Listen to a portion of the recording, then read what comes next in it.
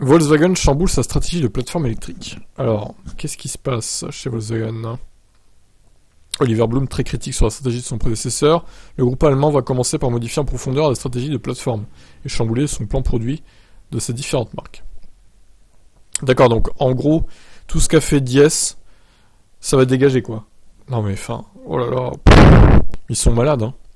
Diess avait lancé le groupe allemand dans une coûteuse stratégie qui devait voir arriver autour de 2025 la nouvelle plateforme SSB. Une plateforme censée unifier les besoins de toutes les marques du groupe, de Skoda à Porsche, et le faire entrer dans le monde de la voiture logicielle. Bah l'idée était pas mauvaise. Cette plateforme devrait être inaugurée par les Audi Artemis et Volkswagen Trinity. Et pour ces deux modèles, une révision profonde du modèle économique, réduction de la diversité abonnement, fonction à la demande, etc. Si l'ambition semble louable, la nouvelle équipe dirigeante ne semble plus en ligne avec ses stratégies à marche forcée, car elle signe la mort de la plateforme MEB après une seule génération de véhicules, ID3, ID4, ID Buzz, etc.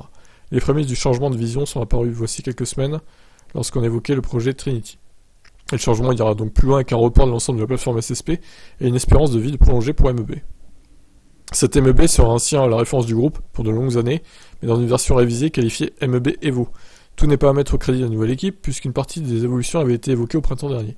Car bien entendu, le groupe ne veut pas non plus perdre le terrain acquis sur le marché de l'électrique.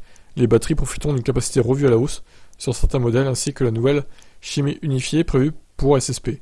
Par contre, la tension de fonctionnement restera à 400 volts. Le 800 volts n'arrivera vraisemblablement pas avant 2028-2030. Au cœur de la révision figure aussi la puissance de charge. On devrait passer de 135 à 175 kW. Mieux, mais pas encore au sommet, quand certains concurrents passent déjà les 200 ou 300 kW.